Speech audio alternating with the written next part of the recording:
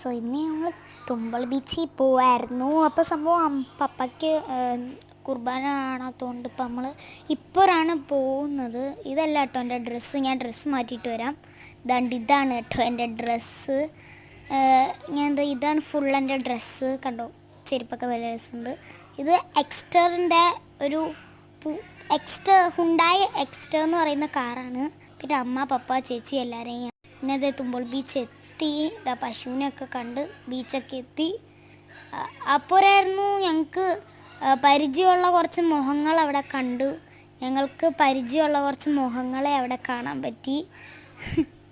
അപ്പോഴേക്കും ഞാൻ ഇങ്ങനെ സ്ക്വിഡ് ഗെയിം ഓട്ട മത്സരമൊക്കെ കളിച്ചു.